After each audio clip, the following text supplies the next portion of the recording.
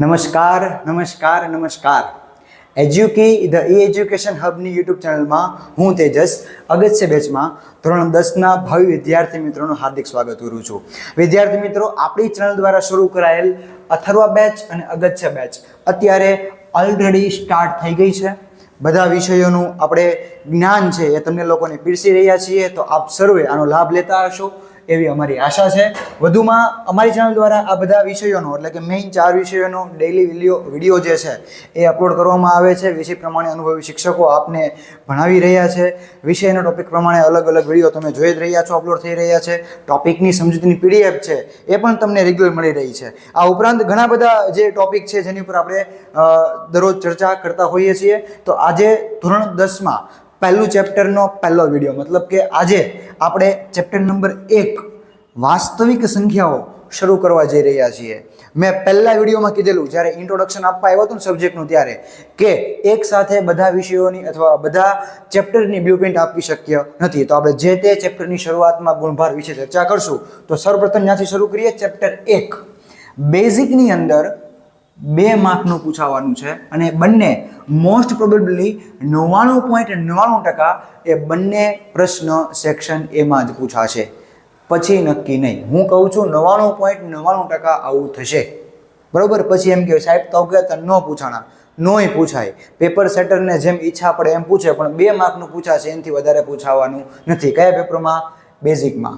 સ્ટાન્ડર્ડની વાત કરું તો સ્ટાન્ડર્ડની અંદર આ પેપર, આ પ્રકરણ 4 માર્કનું છે, જેમાં 2 માર્કના તમને 2 પ્રશ્નો જોવા મળશે, 1 માર્કના 2 અને 2 માર્કનો 1 પ્રશ્ન થઈને કુલ 3 પ્રશ્ન સાથે 4 માર્કનું આ ચેપ્ટર સ્ટાન્ડર્ડની અંદર પૂછાવા જવાનું છે. તો ચાલો શરૂઆત કરીએ. શરૂઆત થાય અવિભાજ્ય સંખ્યાઓથી. આ ચેપ્ટરમાં નથી પણ મારે કરવી છે, કારણ કે તમને ખબર નહીં પડે ને તો શું કરવું છે. તો અવિભાજ્ય સંખ્યા કોને કહેવાય? કે એવી સંખ્યાઓ કે જેને માત્ર 2 અવયવ મળે.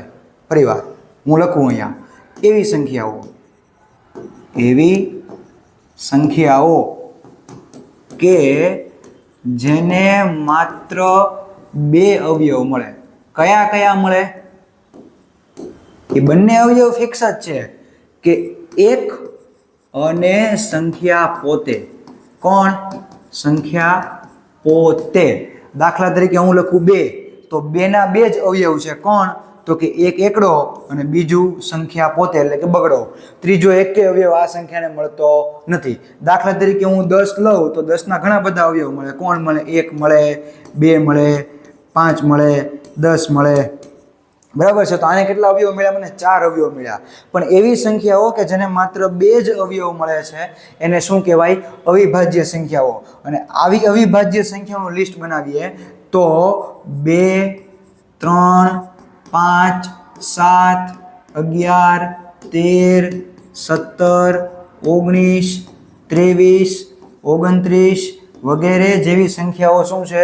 અવિભાજ્ય. શું કામ અવિભાજ્ય? કેમ કે ભાઈ આ બધી જ સંખ્યાઓને 2 જ અવયવ મળે છે, એક એકડો અને એક સંખ્યા પોતે. દાખલા તરીકે 7 લઉં તો 7 ના 2 જ અવયવો છે, એક 1 અને એક 7 એટલે કે સંખ્યા પોતે. 29 ના 2 જ અવયવો છે, એક એકડો અને એક 29 પોતે. મતલબ તો આવી સંખ્યાઓને કેવી સંખ્યાઓ કહેવાય? અવિભાજ્ય સંખ્યાઓ કહેવામાં આવે છે. કુલ એક તમારા નાનકડા ટોપિક માટે યાદ રાખવો હોય તો 1 થી 100 સુધીમાં કુલ 25 અવિભાજ્ય સંખ્યાઓ છે. કેટલી છે? 25 અવિભાજ્ય સંખ્યાઓ છે. આ કદાચ પૂછાય તો કામ લાગે, બરાબર છે. 1 થી 100 માં કુલ કેટલી? 25 અવિભાજ્ય સંખ્યાઓ છે. ચલો, આટલું ક્લિયર છે. આપણે આગળ વાત કરીએ. આપણો પહેલો ટોપિક આ ચેપ્ટરનો છે પ્રમેય 1.1 અંકગણિતનું મૂળભૂત પ્રમેય. શું ટોપિક છે? અંકગણિતનું મૂળભૂત પ્રમેય. પહેલા આપણે વાંચીએ, તમને ખબર નહીં પડે. ન પડે તો હું સમજાવું છું. જો શું છે કે દરેક વિભાજ્ય સંખ્યાને તેના અવયવોના ક્રમને અવગણીને અવિભાજ્ય સંખ્યાઓના ગુણાકાર તરીકે અનન્ય રીતે લખી શકાય છે. સાહેબ ખબર ન પડી? સાહેબે જ પહેલાં કીધું તમને ખબર પડશે નહીં. આ શીખતા પહેલાં હું તમને એક ઉદાહરણ આપું. જો ઉદાહરણ આપું, દાખલા તરીકે હું લખું 10, તો 10 ના અવિભાજ્ય અવયવ પાડો. આપણે એવા જ અવિભાજ્ય અવયવ પાડવાના છે. બરાબર છે. કેવા? તો કે ભાઈ તમે લોકો ધોરણ 8માં અવિભાજ્ય અવયવીકરણની રીતથી જ્યારે વર્ગમૂળ મેળવતા શીખ્યા હતા ત્યારે તમે ભાગ પાડતા, ખબર છે આવા? દાખલા તરીકે 10 કીધું હોય તો 2 પંચા 10 કરતા, 5 એકા 5 કરતા, આ શું કરતા? અવિભાજ્ય અવયવીકરણ કરતા. તો અહીંયા આગળ શું આવતું? ફક્ત અવિભાજ્ય સંખ્યાઓ આવતી. એટલે મતલબ આપણે એવા અવયવ મેળવવાના છે કે જે માત્ર અવિભાજ્ય સંખ્યાથી જ બનેલા હોય. દાખલા તરીકે હું લઉં છું 10, તો 10ના અવિભાજ્ય અવયવોમાં જો અવિભાજ્ય સંખ્યાઓની લિસ્ટ તમને ખબર છે 2 3 5 6 9 11 13 17 19 23 29 વગેરે વગેરે વગેરે. તો લાઈનમાં ભાગાકાર કરવાનો, 2 વડે ભાગાકાર કરો, નો થાય તો 5, 3 વડે કરો, નો થાય તો 5 વડે કરો, એનથી નો થાય તો 7 વડે કરો. લાઈનમાં લેવાના. એટલે શું? અવિભાજ્ય અવયવ પછી પાછળથી એકેય ઠેકાણો મારી ન આવે. બરાબર? તો આ બગડો છે અને 2 વડે 10 છે અને 2 વડે ભાગી શકાય તો કેટલા આવે? 2 પંચા 10. પછી તો કે ભાઈ 5 એકા 5. તો આ અવિભાજ્ય સંખ્યાઓમાં આપણને 10માં શું મળ્યા? 2 અને 5 મળ્યા. બરોબર? એટલે 10 બરાબર શું લખી શકીએ આપણે? 2 ગુણ્યા 5. આ એક વિભાજ્ય સંખ્યા પણ નથી અને અવિભાજ્ય સંખ્યા પણ નથી. એટલે અવિભાજ્ય અવયવના લિસ્ટમાં હું 1 લખીશ નહીં. બરાબર? દાખલા તરીકે હું લખું 20, તો 20ના અવિભાજ્ય અવયવ પાડો. 2 વડે ભાગ ચાલે છે? હા, તો 2 વડે ચલાવો. 2 દાણ 20 થાય.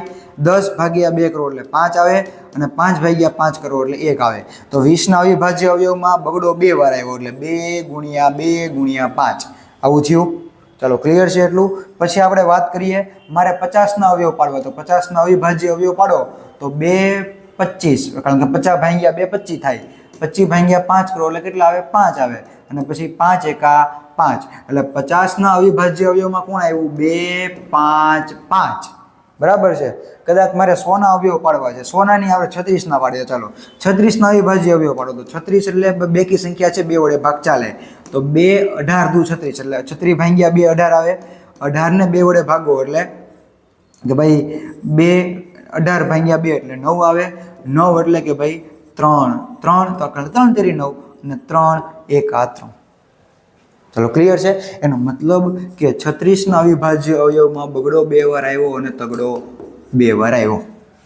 પણ આ વિધાનને આને શું લેવા દેવા છે? કદાચ તમને પ્રશ્ન થતું હશે.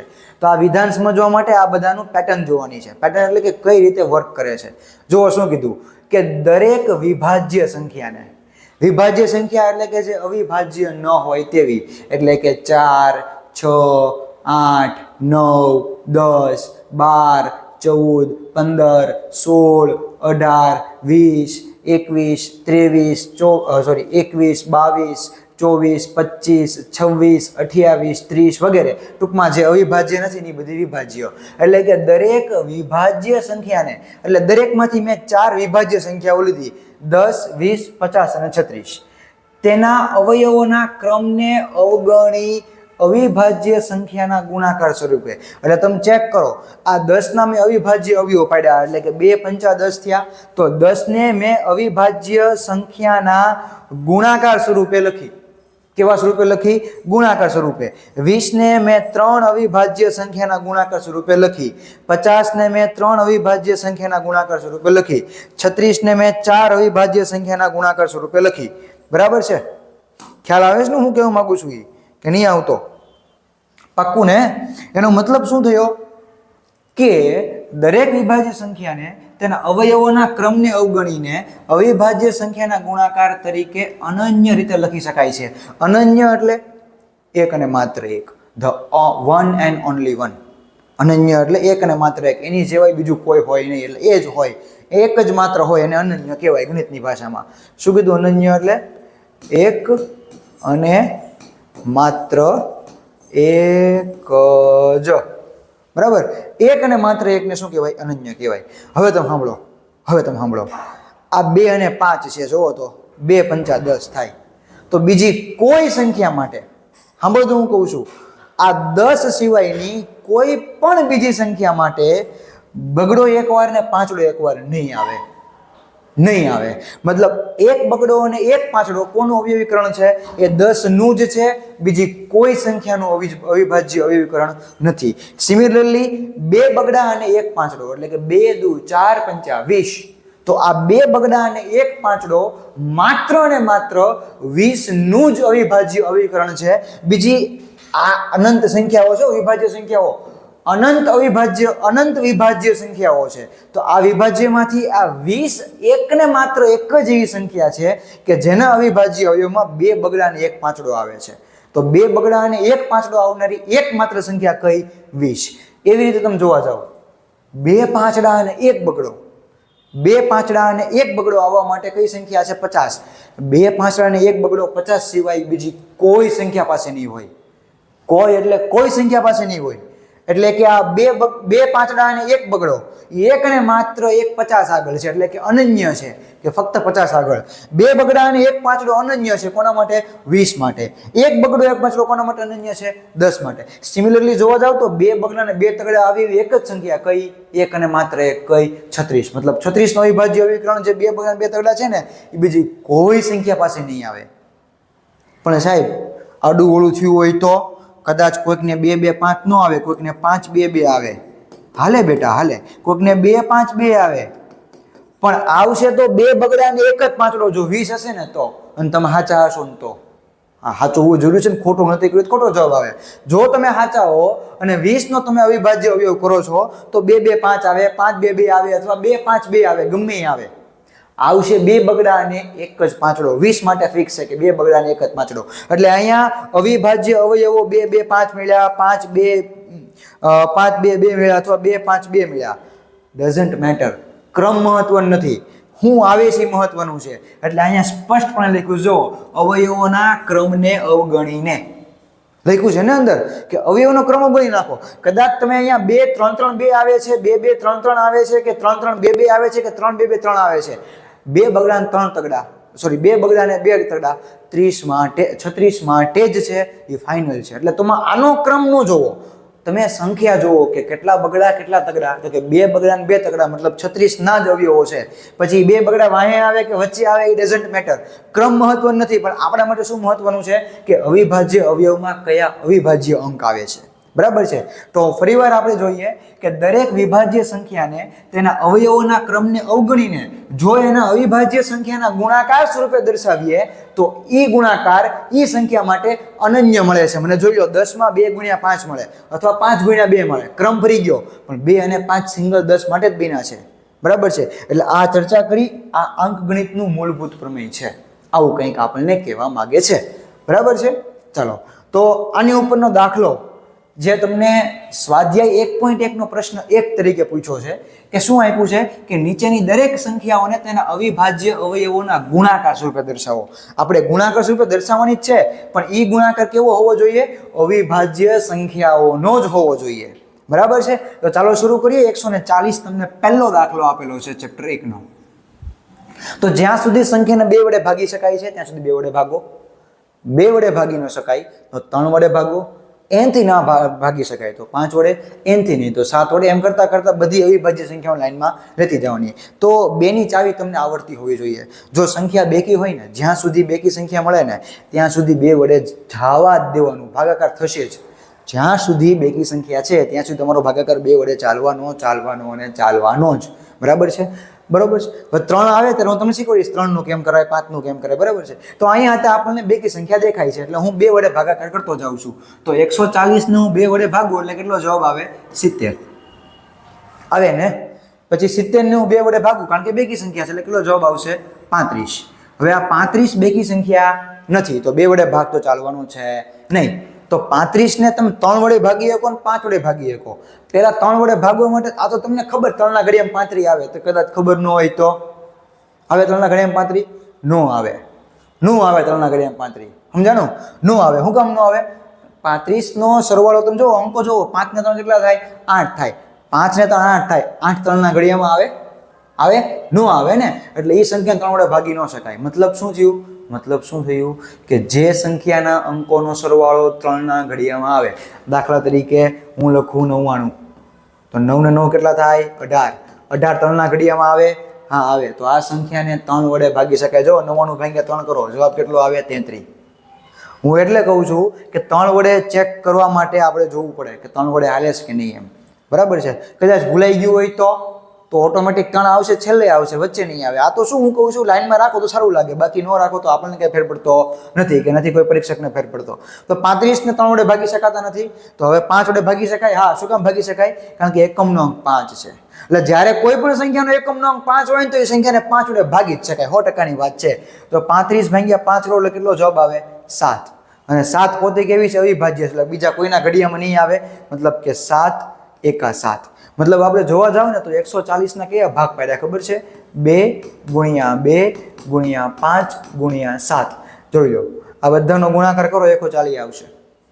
શું કામ? કારણ કે આપણે 140 ના અવિભાજ્ય અવયવો પાડ્યા. બગડો 2 વાર છે એટલે હું લખીશ 2 નો વર્ગ ગુણ્યા 5 ગુણ્યા 7. તો 140 નું અવિભાજ્ય અવયવોમાં વર્ગીકરણ તમને અહીંયા મળેલું છે, 2 નો વર્ગ 5 અને 7. આનો મતલબ એવો થયો કે 2 બગડા, 1 પાંચડો અને 1 સાતડો 140 સિવાય બીજી કોઈ સંખ્યા પાસે નથી. આ અનન્ય વસ્તુ છે. આપણને પ્રમેયમાં આગળ ચેક કર્યું આપણે. ચાલો બીજો દાખલો જોઈએ. બીજો દાખલામાં તમને આપ્યું છે 156. 156 ને તમારે અવિભાજ્ય અવયવોના ગુણાકાર સ્વરૂપે દર્શાવવાનું છે. તો 156 બેકી સંખ્યા છે એટલે આપણે 2 વડે ભાગાકાર કરતા જઈએ. જ્યાં સુધી બેકી સંખ્યા મળે છે ત્યાં સુધી આપણે કન્ટિન્યુ કરશું. તો 156 ભાગ્યા 2 કેટલા આવે? 78 આવે. આવે ને? પાક્કું ને? 156 ભાગ્યા 2 કેટલા આવશે? 78 આવશે.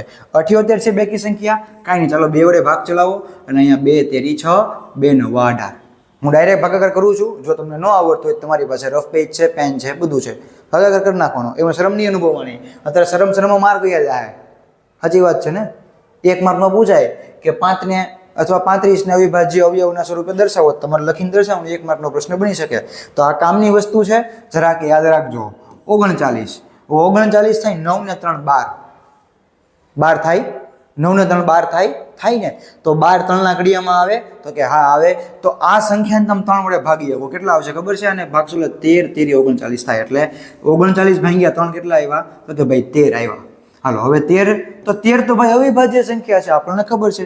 તો ભાઈ અવિભાજ્ય સંખ્યામાં કાંઈ ન થાય, 13 એકા 13 વાત થાય પૂરી. મતલબ 156 ના અવિભાજ્ય અવયવોમાં 2 ગુણ્યા 2 ગુણ્યા 3 ગુણ્યા 13.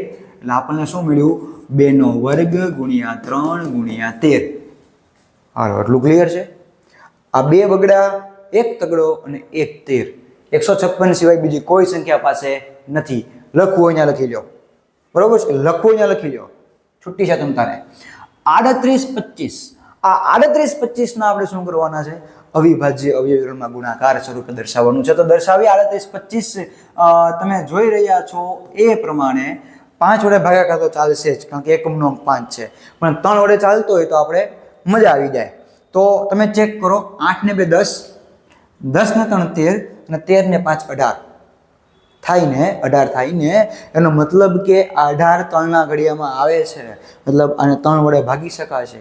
ભાગો ભાગો ભાગો, હાલો 3 વડે ભાગો. 3 એકા 3, 3 દુ 6, 3 સત્તા 21 ને 3 પંચા 15. મેં 3 વડે ભાગાકાર કર્યો. કોનો કર્યો? 38 25 ને 3 વડે ભાગો એટલે 12 75 આવે. બરાબર છે? ઓકે, ચાલો આગળ વધો. તો 7 ને 2 9 ને 1 10, 10 ને 5 15. હજી 3 વડે ભાગાય છે. શું કામ? કારણ કે આનો સરવાળો 15 આવે છે. 15 3 ના ઘડિયામાં આવે એટલે આ સંખ્યાને 3 વડે ભાગી શકાય. તો ભાગો ભાઈ. 3 ચોક 12, 3 દુ 6, 3 પંચા 15. ચાલો ક્લિયર છે? તમને આમ ભાગાકાર ન આવડે તો હજી કહું છું, તમારી પાસે રફબુક છે, નોટબુક છે અને પેન છે, ભાગાકાર કરી નાખવાનો. હજી 425. તો કે 4 ને 2 6 ને 5 11. 11 3 ના ઘડિયામાં આવતો નથી. મતલબ આ સંખ્યાને 3 વડે હવે ભાગી શકાશે નહીં. તો ભાઈ એકમનો અંક 5 તો છે જ. હાલો 5 વડે ભાગો. તો એકમના અંકને 5, એકમનો અંક 5 છે એટલે આ સંખ્યા 5 વડે ભાગાકાર થઈ શકશે. તો 5 વડે ભાગ્યા 425 ને. તો 5 8 40 ને 5 પંચા 25. કેટલો આવે? 85 આવે. કેટલો આવશે? 85. હવે ફરીવાર 85 ને તમે 5 વડે ભાગો. તો 5 એકા 5 ને 5 છત્તા 35. કેટલો આવે? 17 આવે. 17 પંચા 85 થાય. બરાબર છે? અને 17 અવિભાજ્ય છે એટલે 17 એકા 17 લખી શકીએ આપણે. 1 આવે એટલે દાખલો પૂરો. લખવાનું હું? તો કે ભાઈ 38 25 ના અવિભાજ્ય અવયવીકરણ 3 ગુણ્યા 3 ગુણ્યા 5 ગુણ્યા 5 ગુણ્યા 17. એનો મતલબ એવો થયો, જોવો શું થયો? 3 ની 2 ઘાત, 5 ની 2 ઘાત અને 17 એક વાર. બરાબર, મતલબ 2 તગડા 2 પાંચડો અને 1 17, 2 તગડા 2 પાંચડા અને 1 17, 38 25 સિવાય બીજી કોઈ પણ સંખ્યા પાસે નથી, બરાબર છે. આવે તો પૈસા પાછા, બરાબર ને, એવી વાત છે. પછી 5005 એવો એક સંખ્યા આપ્યો છે, એની પછીની ચોથો દાખલો છે 5005. તો હાલો 5005 ને આપણે ભાગાકાર કરીએ, જે નસીબમાં હશે એ ભાગાકાર થઈ જશે એનો. ચાલો તો અંકોનો સરવાળો કરો. એ જો પહેલી વાત, બેકી સંખ્યા નથી, 2 વડે ભાગાલ છે નહીં. 3 વડે ચેક કરો. 3 વડે એમ ચેક ન કરાય, અંકોનો કરો સરવાળો. 5 ને 5 10 + 0 + 0 એટલે 10. 10 3ના ઘડિયામાં આવે ન આવે તો 3 વડે ભાગી ન શકાય. તો ભાઈ એકમનો અંક 5 તો છે ને. હાલો એકમનો અંક 5 છે એટલે આને 5005 ને 5 વડે ભાગો.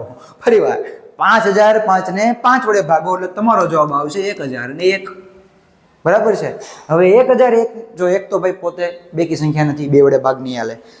1 ને 1 2 થાય, 3ના ઘડિયામાં ન આવે, 3 વડે ભાગ નહીં હાલે. પછી એકમનો અંક 5 નથી એટલે 5 વડે ભાગ નહીં હાલે. અવિભાજ્ય સંખ્યાઓ લઉં છું, 2 3 5. હવે કોનો વારો? 7નો.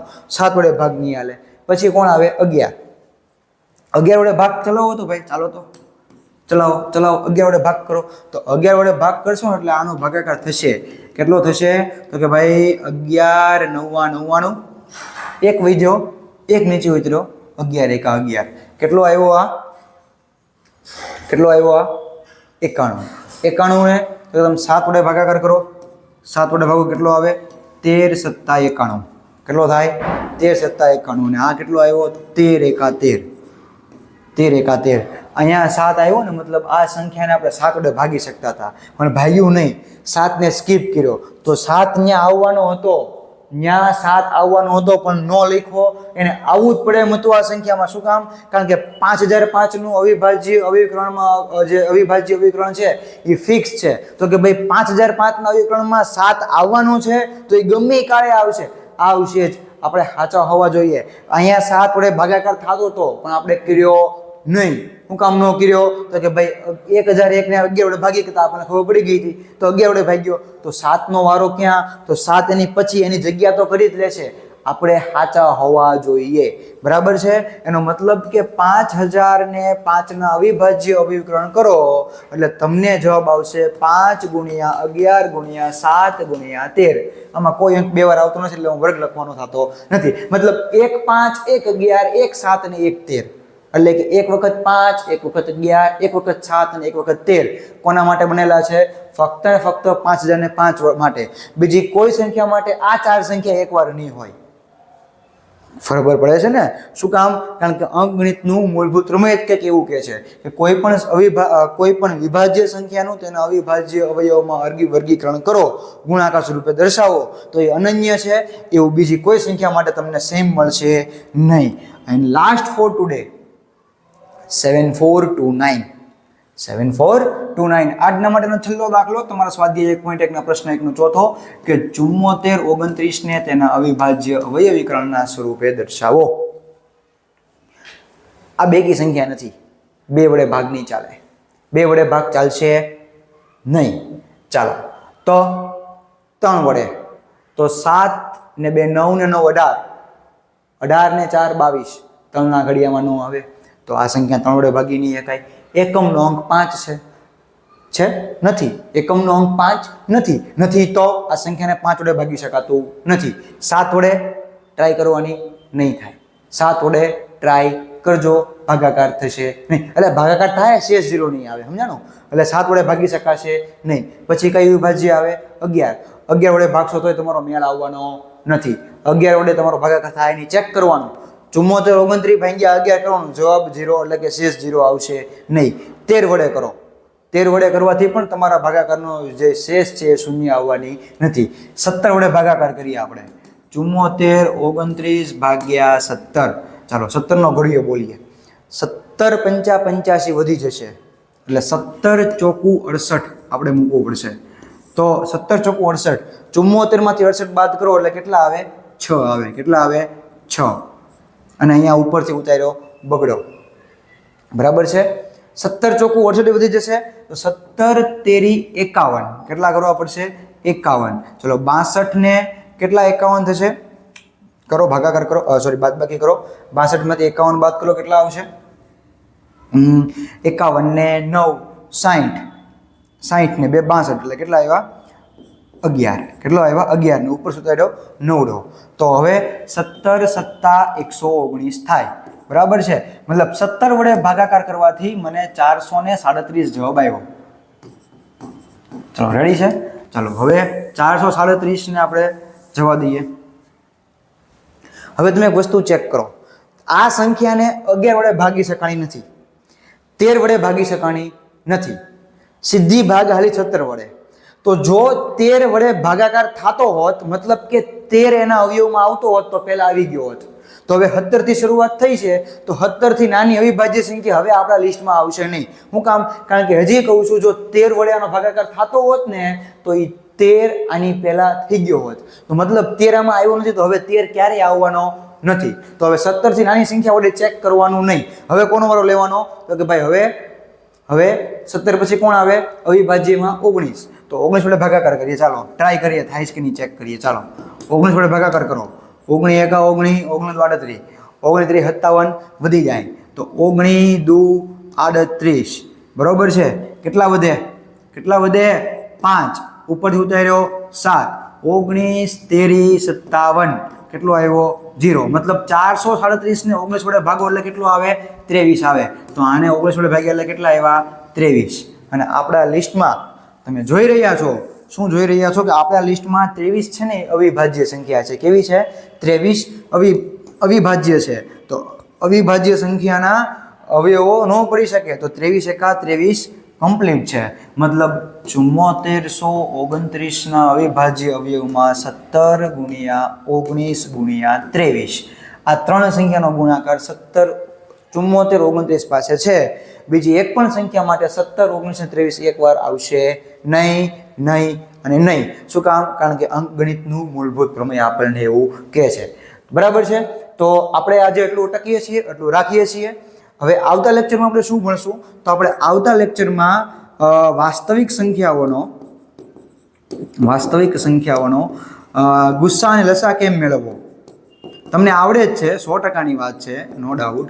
પણ અહીંયા મેથડ અલગ છે. કેવી મેથડ છે? તો કે આપણે અવિભાજ્ય અવયવીકરણ કરીને લસા ગુસ્સા મેળવવાનો છે. એ કઈ રીતે મેળવવો એ આપણે આવતા લેક્ચરમાં શીખશું, બરાબર છે. તો ત્યાં સુધી આ વિડીયોની જે PDF તમને આપેલી છે નીચે ડિસ્ક્રિપ્શનમાં લિંક સ્વરૂપે, એને તમે નોટબુકમાં સરસ લખી નાખો. શું કામ લખવાનું? કારણ કે આગળ ભવિષ્યમાં રિવિઝન કરવું હોય તમારે લખેલા નોટબુકમાંથી કરી શકો. બાકી અમે તો અહીંયા 24 કલાક અવેલેબલ છીએ, જ્યારે જોવો તો વિડીયો તમે જોઈ શકો છો, બરાબર છે. તો હવે મળીશું આવતા લેક્ચરમાં વાસ્તવિક સંખ્યા લસા અને ગુસા સાથે. ત્યાં સુધી આવજો.